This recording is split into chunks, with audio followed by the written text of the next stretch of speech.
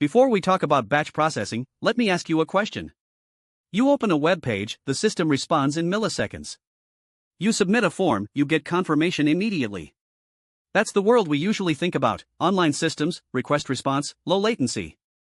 But there's a completely different way to process data that most engineers overlook. Not because it's obscure, because it's so old it predates the internet. Here's the distinction Kleppman draws, and it matters. Online services wait for a request, handle it as fast as possible, and send a response back. The key metric is response time. Batch processing systems take a large amount of input data, run a job over it, and produce output. Jobs run for minutes to days. There's no user waiting. The key metric is throughput, how fast you can churn through data. And there's a third type, stream processing, sometimes called near real-time. It sits between the two, it processes events shortly after they happen. We'll cover that in Chapter 11. Today we're in batch territory. And the reason to start with batch processing is that it's the foundation. MapReduce, Spark, Flink, all the big data systems you've heard of, they're all answering the same question: how do you process a dataset too large for one machine? Before any of those existed, someone already had the answer. It ran on a single machine. It was composed of tiny tools with names like awk, sort, unique, and head. And it was designed in 1964. Let's start there, because understanding Unix tools is not just historical context. It's the clearest possible explanation of what batch processing is trying to do, and why it works. Here's a concrete problem. You have a web server. Every time it serves a request, it appends a line to a log file. The Unix default access log format gives you one line per request: the client IP, the timestamp, the HTTP method, the requested URL, the status code, the response size in bytes, and the user agent string.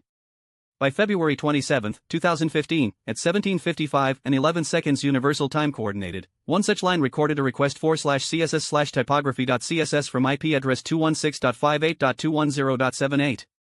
The response was 200, successful, and it sent back 3,377 bytes. Now your question is, what are the 5 most requested URLs on this server? Here is the complete answer in 6 Unix commands chained together: cat/var/log/jinx/access.log. Read the log file. Pipe into awk, print, split each line by whitespace, take the 7th field, which is the URL. Pipe into sort, alphabetically sort all URLs, so identical ones are adjacent. Pipe into Unix C, count adjacent identical lines, outputting a count followed by the URL. Pipe into sort RN, sort numerically in reverse, largest count first. Pipe into head N5, take the top 5.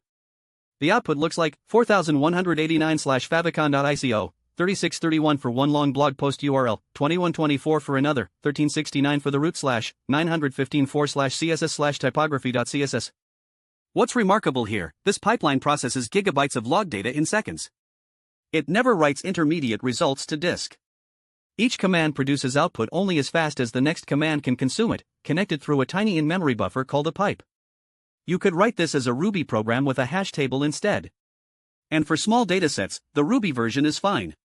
But notice, if the working set, the number of distinct URLs, exceeds available memory, the hash table approach breaks down.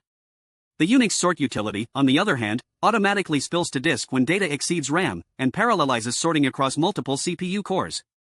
The bottleneck becomes disk I/O, not memory. Next, why does this even work? What design principle makes unrelated programs compose so seamlessly? It's 1964. Doug McElroy, the inventor of Unix pipes, writes something that sounds almost spiritual about software design. He describes programs as garden hoses: screw in another segment when you need to massage the data in another way. Connect them. Compose them.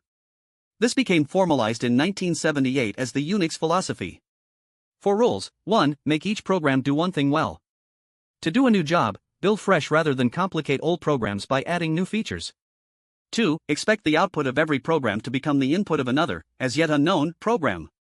3. Design and build software to be tried early, ideally within weeks. 4. Use tools in preference to unskilled help. The reason our 6-command pipeline works is Rule 2. Every Unix program speaks the same language, a sequence of bytes, where records are separated by new line characters, ASCII 0x0a. SDIN and STOUT are the universal interface. awk doesn't know whether its input comes from a file, a network socket, or another program. Sort doesn't know where its output is going. This ignorance is a feature, it's called separation of logic in wiring. The input files are treated as immutable. You can run the same pipeline 100 times without damaging the source data. You can terminate the pipeline at any stage and inspect the intermediate output with less. This makes experimentation safe and fast. Here's the limitation that makes this whole chapter necessary: Unix tools run on a single machine. If your log file is 1 terabyte, you need a distributed equivalent. That's MapReduce.